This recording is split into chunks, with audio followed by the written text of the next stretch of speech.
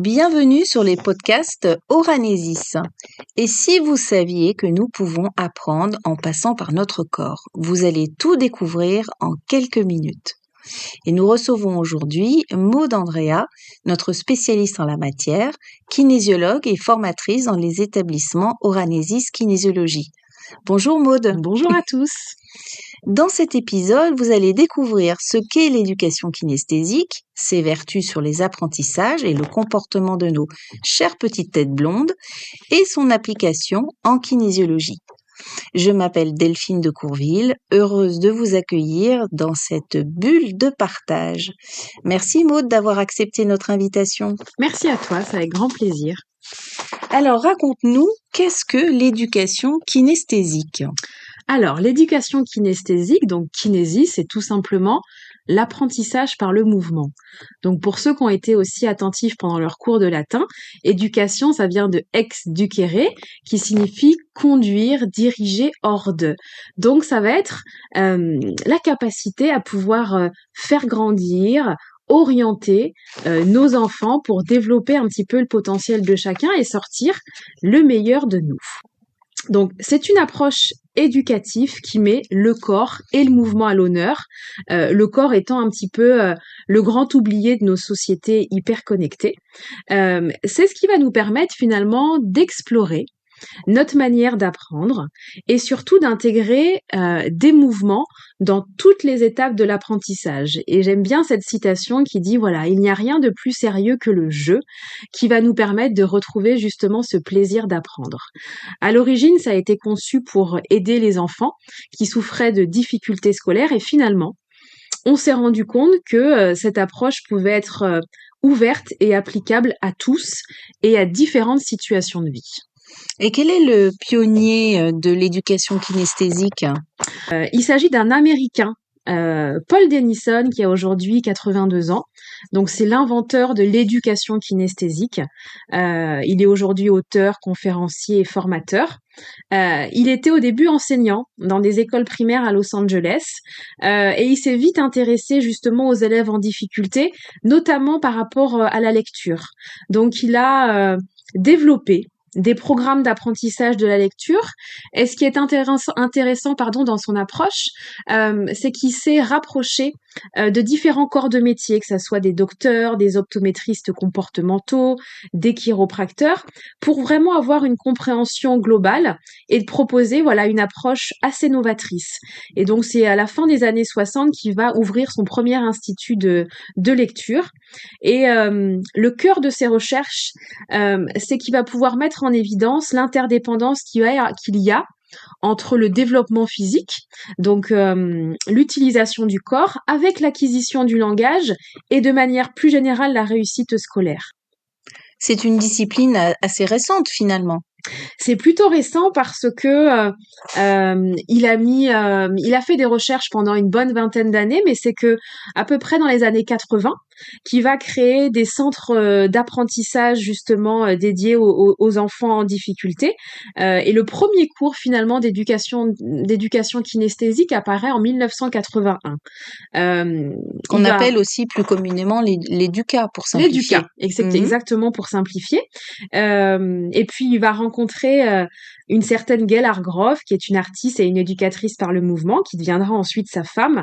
Et ils vont travailler tous les deux ensemble pour continuer à développer justement ce qui tourne autour de l'EDUCA et de développer plein de projets autour de cette approche autour de l'apprentissage.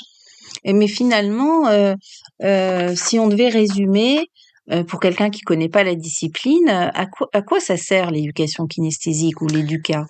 Alors, de manière très simple, on devrait dire que le savoir-faire précède le savoir-dire, c'est-à-dire que pour pouvoir intégrer un apprentissage, il faut passer par le corps et passer par le mouvement parce que c'est ce qui va nous aider à l'apprendre plus facilement.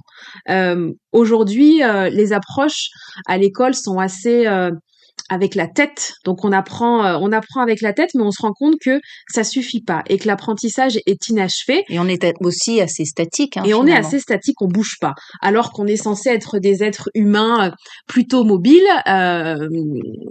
pour bouger, pour pouvoir être stimulés par la nature. Bah, ce qui est forcément peu présent dans des salles de classe. Donc la vie est mouvement, et notre premier enseignant quand on était petit, c'était le mouvement. On a appris à observer autour de nous, on a appris à entendre des sons, on a appris à ramper, etc. Et finalement, on se rend compte que ce n'est que par le mouvement qu'on a développé nos compétences motrices, plus tard nos compétences cognitives. Donc vraiment, voilà, l'éducation kinesthésique, c'est de se dire que notre premier moteur d'apprentissage, ça a été le mouvement. Et l'idée, c'est de pouvoir aujourd'hui, peu importe les apprentissages, peu importe la nature des apprentissages, mais de le remettre au cœur de nos préoccupations. Mais alors, comment ça s'organise? Parce qu'il y a plusieurs types d'apprentissage. Comment ça s'organise avec le mouvement? Est-ce que un même mouvement va pouvoir aider dans plusieurs types d'apprentissage, ou au contraire, est-ce qu'il y a des types de mouvements? Alors il y a différents mouvements, et ce qui est important, c'est qu'il n'y a pas de mode d'emploi type à appliquer, telle une recette préconçue. L'idée dans l'intention de Paul Denison, c'est que chacun puisse s'approprier des mouvements et puisse se dire: ah bah tiens, voilà, aujourd'hui je vais avoir un entretien d'embauche. Aujourd'hui, pour les enfants, j'ai une évaluation. Quel est le mouvement que j'ai pu répéter, et qui me fait du bien pour faire descendre mon stress, pour me sentir concentrée, etc. Et Paul Denison a principalement fait le lien avec sa connaissance sur les trois cerveaux, donc notre cerveau reptilien, notre cerveau limbique et notre cerveau cortical. Donc on va pouvoir quand même répertorier malgré tout des mouvements qui vont nous permettre un petit peu de sortir de ce cerveau reptilien que vous connaissez tous et qui nous font réagir par ce qu'on appelle souvent communément les réactions de lutte, fuite, inhibition, qui est un milieu et un cerveau où on est beaucoup dans la peur. Il va y avoir des mouvements plus propices à nous aider parfois à sortir de notre cerveau limbique, qui va être très en lien avec nos émotions quand on est submergé parfois, ou quand on est coupé de nos émotions, pour pouvoir, voilà, de nouveau avoir accès, être en capacité à reconnaître et à ressentir ces émotions. Et à aider aussi à les faire circuler, À les faire j'imagine. circuler, soit que, comme je disais, parfois on les ressent plus du tout, ou soit parfois elles nous bloquent, donc de retrouver justement une circulation équilibrée. Et puis on a ce cerveau cortical, notre partie un petit peu la plus évoluée, qui nous donne accès à notre discernement, à notre raisonnement logique. Et on sait que voilà, il y a notre hémisphère gauche, notre hémisphère droit, qui ont tous les deux des spécificités à part entière, et l'importance vraiment primordiale d'avoir cette communication, ce qu'on appelle le corps calleux justement, qui rassemble toutes ces fibres nerveuses entre ces deux hémisphères. Donc le corps calleux, c'est cet espace entre les deux hémisphères cérébraux et qui permet les échanges, comme un pont entre les deux hémisphères. Qui est soit un pont, soit malheureusement une sorte de mur, et qui fait que les informations ne communiquent plus. Et c'est une zone qui est très sensible au stress. Donc ce qui veut dire que dès qu'il y a du stress, cette communication va être coupée. Donc ces mouvements vont permettre de restaurer une libre communication fluide entre ces deux hémisphères et entre ces trois étages du cerveau. Et ce qu'on ne sait pas toujours, c'est que finalement, nos hémisphères cérébraux coordonnent les mouvements du corps. On a tendance toujours à faire une distinction entre notre cerveau et notre corps, mais finalement, c'est notre cerveau qui coordonne le corps. Tout est lié, et c'est voilà, c'est vraiment l'intérêt. En plus, je rebondis sur ta remarque, Delphine, de l'éduca, c'est de voir cette unité justement corps-esprit. On distingue souvent la tête pour les apprentissages, pour l'intelligence, et le corps pour tout ce qui va être nos activités sportives et ludiques, alors que l'un ne va pas sans l'autre. Donc c'est vraiment des mouvements qui vont venir restaurer cette union entre le corps et l'esprit. Et pour ceux qui nous écoutent, est-ce que tu pourrais nous décrire voilà, d'une manière assez simple, un mouvement qu'on pourrait reproduire à la maison. Ouais. Alors, je vais faire de mon mieux pour vous décrire ce mouvement. On l'appelle l'allongement du mollet. Déjà, ça aidera à comprendre un petit peu le mouvement. Et à le Euh, visualiser et aussi. à le visualiser. Moi, je l'utilise parce que je fais pas mal de sport et je cours. Et d'ailleurs, voilà, Paul Denison, comme je vous disais, il s'est appuyé un petit peu de différents corps de métier et il a utilisé ça un petit peu de la pratique des coureurs. Donc, tout simplement, vous pouvez le faire chez vous à la maison facilement. Vous allez prendre appui contre un mur ou toute surface solide avec vos deux mains bien à plat. Vous allez placer un pied devant l'autre, à peu près la longueur d'un pas et vos pieds sont parallèles. Vos bras vont rester statiques, votre jambe de devant est légèrement pliée et reste aussi statique et c'est uniquement le pied de derrière qui va faire ce mouvement de pompe. Donc à l'inspiration, C'est les le mains sont talon, hein, c'est juste. Hein. voilà. Donc à l'inspiration, votre talon du pied arrière va se Mm, mm. décoller.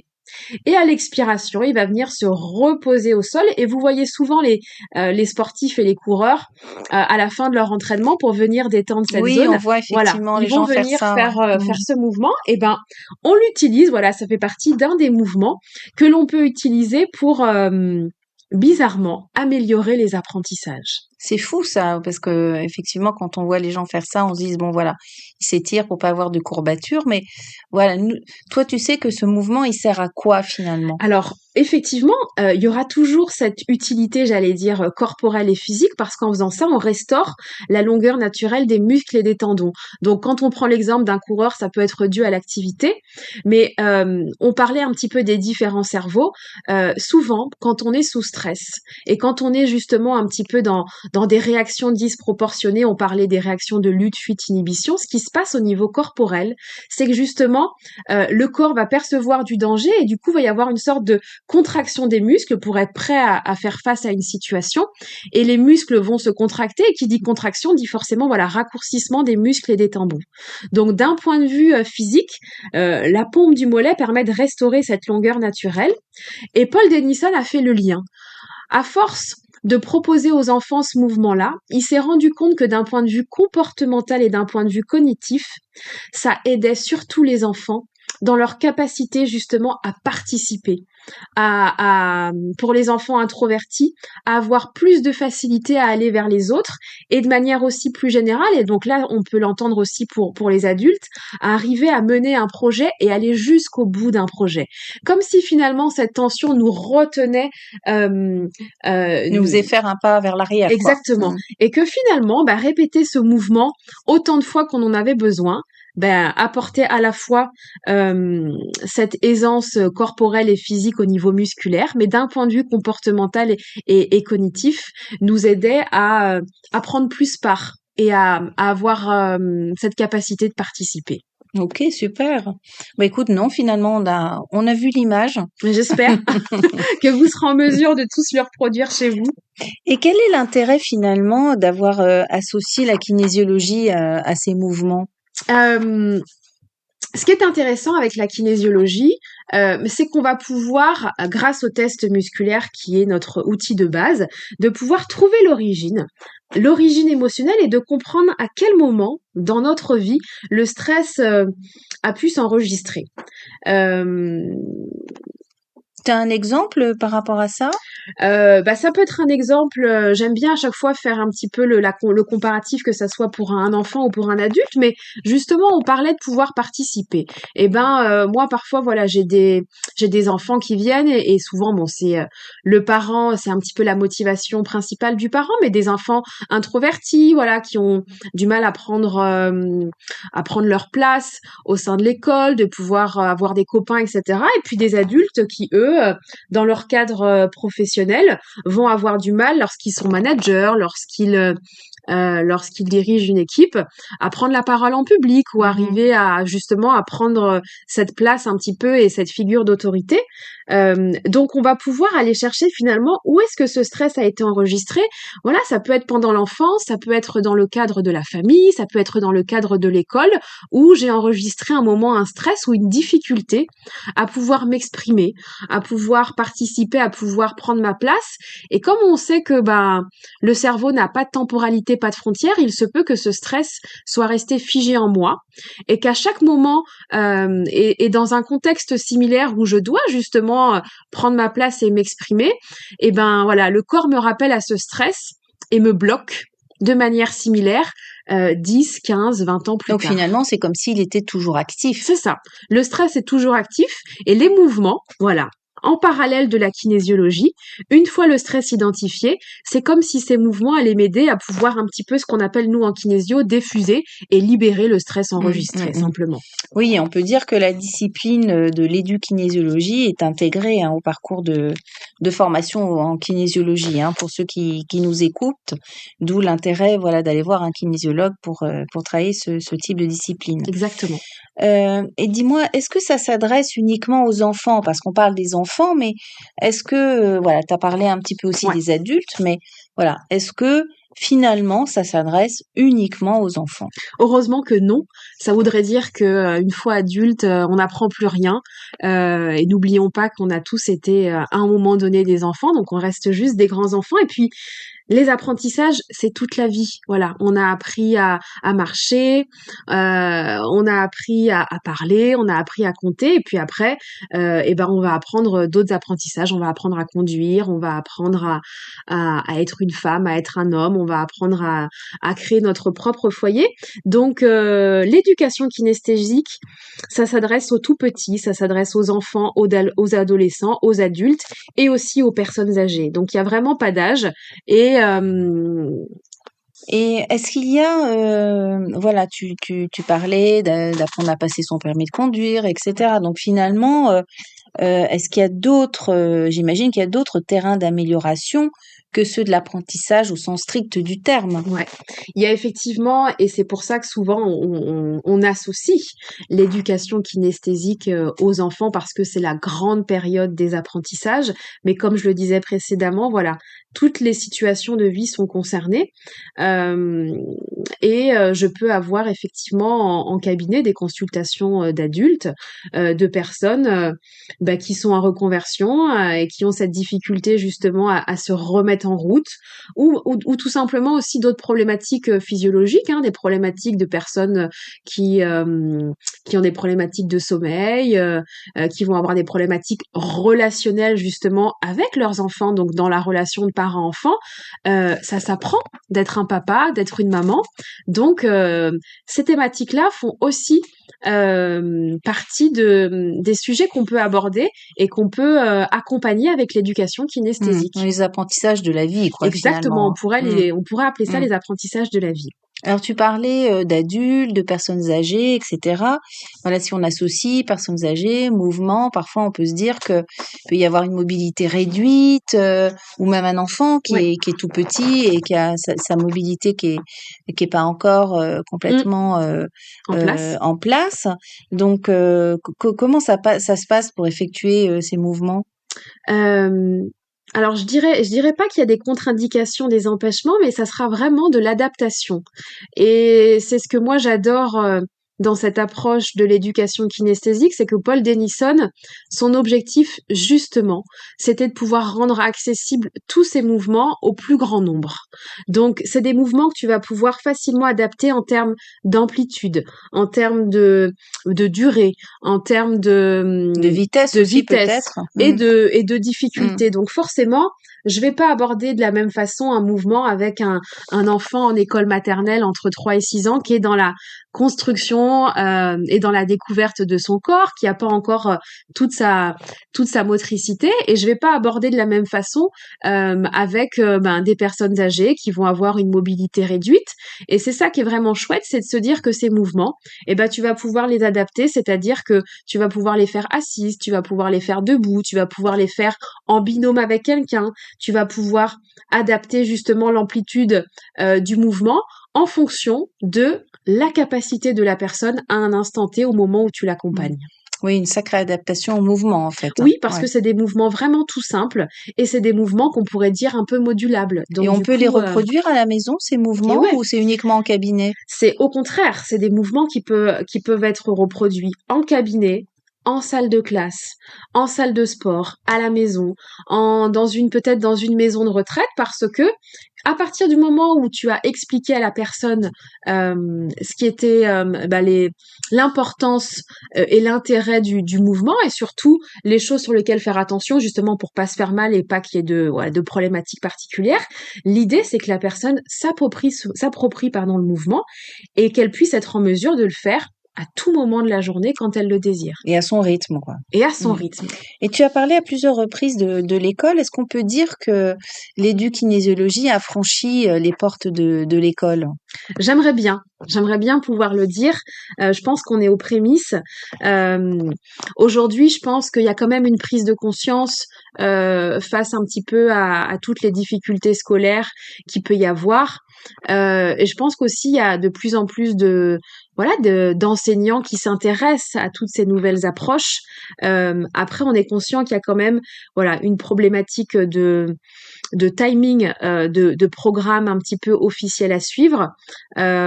Autant au niveau de la maternelle, il y a des temps qui sont consacrés justement au sport et aux activités un petit peu motrices. Il y en a beaucoup moins à l'arrivée du CP. Donc ça demande aussi forcément aux maîtresses de devoir s'adapter et c'est vraiment pas simple. Donc il y a vraiment aujourd'hui tout un travail aussi de compréhension des besoins finalement du corps enseignant et d'arriver à trouver le j'allais dire le terrain d'entente un petit peu et voir comment on pourrait apporter finalement ces outils un petit peu novateurs au sein d'une structure qui a quand même des contraintes quoi. Et toi qui rencontres finalement pas mal d'enseignants dans ton travail, j'imagine qu'ils te font part de leurs Ouais. difficultés. Et qu'est-ce que l'édukinésiologie pourrait améliorer dans les difficultés qu'ils ont pu recenser avec toi? Leur difficulté, c'est déjà l'effectif, forcément le nombre d'élèves qu'il peut y avoir au sein d'une école, et donc l'incapacité de pouvoir faire du cas par cas et, hem et de pouvoir accompagner les enfants de manière individuelle. Ça, on se doute bien que c'est impossible. Donc c'est vrai que l'approche de l'éduca, ce qui est bien, c'est que il y a pas besoin de beaucoup de temps. On parlait justement de la problématique de temps. Il y a 4 mouvements qu'on voit en éducation kinesthésique qui permettent la préparation à une journée. On arrive en classe, on est un petit peu agité par la cour de récréation ou autre. Voilà, 4 mouvements qui viennent justement un petit peu poser cette agitation, permettre un petit peu de connecter. On parlait de ces 2 hémisphères, d'avoir l'esprit au clair et de se préparer en classe. Et l'avantage, c'est qu'ils se font, j'imagine, de manière C'est collective. ça. Et Certains ne nécessitent pas une amplitude trop importante, voilà, c'est donc malgré vraiment la superficie des classes, ça oui. s'organise, quoi. Et en plus, c'est des mouvements qu'on peut faire assis sur la chaise ou qu'on peut faire debout. Donc, c'est vraiment des outils que peuvent complètement s'approprier la maîtresse et elles peuvent se dire, on va commencer à faire un exercice de lecture, on va faire une dictée. Et ben, je sais que ce mouvement-là pourrait aider toute la classe, etc. Donc, l'idée, c'est d'avoir comme une petite, c'est le petit sac de Mary Poppins là, où on va venir piocher ce dont j'ai besoin en fonction du moment de la journée, en fonction de l'activité. Encore faut-il, amener, que les maîtresses puissent être formées et puissent Mmh. connaître un petit peu cette approche et qu'elles puissent manier ensuite l'outil de manière autonome sans qu'on ait finalement besoin d'intervenir de manière après Oui. récurrente dans le temps. Et en dehors de l'enseignement, à ton avis, est-ce qu'il y a d'autres métiers qui trouveraient un intérêt particulier à se former? Bah, La finalement, kinésiologie et elle est du kinésiologie. ouais, finalement, j'allais dire, on peut prendre vraiment tous les métiers d'accompagnement au sens large, des personnes qui reçoivent des gens. Donc, ça peut être à la fois des psychomotes, des psychologues, des coachs aussi qui vont accompagner des personnes. Donc Infirmière aussi peut-être, ouais, aide-soignante. infirmières, aides-soignantes qui vont être aussi pas mal confrontées à tout ce qui est émotionnel, quoi, et à tout ce qui est stress. Donc que Et ça physique, soit mobilité. exactement. Mm. Donc c'est pour ça il y a toujours ce lien entre le corps, la partie un peu voilà cognitive et la partie émotionnelle. Donc au sens très large, voilà, tout ce qui va être métier d'accompagnement pourrait être intéressé. Y Euh, compris tous les praticiens en médecine douce, hein, ouais, sophrologue, réflexo, etc. exactement. Et comment donner envie aux parents et aux enfants de consulter un kinésiologue? Et Dis-nous ça. euh, tout simplement, j'allais dire le b.a.-ba pour pouvoir accompagner des enfants, et ben c'est de revenir dans leur monde, c'est de redevenir nous-mêmes des enfants et de pouvoir mettre le mouvement, de la joie, du jeu, du plaisir au sein de la séance. Et c'est vraiment ça qui va impliquer surtout l'enfant, c'est de pouvoir certes entendre un petit peu la motivation initiale du parent qui est forcément C'est à sa demande, oui. voilà. Mm. Mais moi je vais surtout m'intéresser à l'objectif et à la demande du petit garçon ou de la petite fille. Donc forcément, la demande du parent, bah ça sera voilà, j'aimerais arrêter d'être convoqué à l'école, ou j'aimerais que mon enfant arrive à faire ses devoirs tout seul ou arrive à se concentrer. Et Ou moi, je vais encore, j'aimerais qu'il se fasse plus facilement des amis, qu'il soit moins tout exactement. seul. On peut être également sur des problématiques relationnelles, sur des problématiques d'énurésie, de sommeil, etc. Donc voilà, tous les aspects peuvent être concernés. Et moi, quand je vais demander à l'enfant, mais toi, c'est quoi que tu aimerais améliorer dans ta vie? C'est quoi ton objectif? Bon, bah là, forcément, on va avoir d'autres orientations d'arriver à faire un puzzle de 50 pièces, d'arriver à lire un nouveau livre, d'arriver à faire du vélo sans les roulettes, voilà. Et le fait de pouvoir connecter l'enfant à cet objectif-là, là, il se sent pris en considération et il n'est pas juste là pour traiter, entre guillemets, le problème pour lequel il Mhm, vient. mhm. Et là, du coup, forcément, on le met dans une dynamique beaucoup plus joyeuse de joie et il est enclin à venir travailler justement sur peut-être les stress qui l'ont amené à être dans cette situation-là, mais il s'en rend beaucoup moins compte et on met beaucoup plus l'accent sur ce côté positif de ce qui l'intéresse. Donc Donc, finalement, voilà, à chaque fois qu'il y a une problématique qui est levée, il y a une solution qui est apportée dans la foulée. ouais. Et c'est ça, je pense, qui plaît aux enfants. En tout cas, c'est ce que je peux voir en cabinet, de voir l'intérêt et de voir l'enfant impliqué tout au long de la séance. Et pour moi, la réussite, c'est voilà, son envie de pouvoir revenir, parce que voilà, parfois une séance ne suffit pas à pouvoir répondre à l'ensemble des problématiques initiales des parents, et de pouvoir les revoir voilà 2-3 fois sans qu'ils soient contraints, mais qu'ils viennent avec plaisir. Et dis-nous, tu as des projets, toi, à venir par rapport à cette discipline, en dehors de ton cabinet? Justement, l'idée c'est de pouvoir un petit peu sortir de ce cabinet. Aujourd'hui, voilà, je reçois ces enfants en cabinet, mais l'idée c'est de pouvoir un petit peu ouvrir et d'aller présenter tous ces outils à, à des personnes qui pourraient en avoir besoin. Donc, toutes ces structures d'accompagnement, forcément l'école en fait partie, mais en tout cas, voilà, toutes les structures qui accueillent et qui accompagnent les enfants. Donc, c'est pour moi un vrai challenge, et j'aurais vraiment du plaisir à pouvoir faire ça. Et puis, je suis actuellement voilà en réflexion avec justement une élève qui est venue se former chez nous et qui est institutrice, et donc qui est dans l'enseignement depuis plus de 20 ans, donc qui connaît vraiment les tenants, les aboutissants, les problématiques au sein des écoles, de pouvoir créer un module, mais cette fois-ci non pas dans le cadre d'une formation complète de kinésiologue, mais de pouvoir ouvrir ça justement au parler à tous les profils qui sont dans l'encadrement et dans l'enseignement et dans l'accompagnement, pour pouvoir justement partager et faire connaître ces outils de l'éducation kinesthésique, et il y en a d'autres, pour pouvoir aider de manière générale aux apprentissages. Donc on espère pouvoir vous annoncer très rapidement la tenue de ces ateliers. On vous racontera tout. Alors pour résumer en quelques mots ce que l'on a appris dans cet épisode, alors on retient que les apprentissages scolaires et psychomoteurs sont beaucoup plus performants et faciles grâce au mouvement du corps. On parle de tous les apprentissages scolaires, mais aussi les apprentissages de vie, comme le relationnel, l'adaptation sociale. Ça s'adresse aussi à tout public, de la petite enfance jusqu'aux personnes âgées, et quelles que soient les contraintes psychomotrices. Et vous souhaitez découvrir cette approche, consultez un kinésiologue proche de chez vous.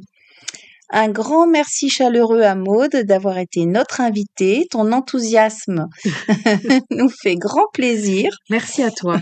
On espère que cet épisode vous a éclairé. Si vous entendez ce message, c'est que vous nous avez écoutés jusqu'au bout et pour ça, un grand merci du fond du cœur.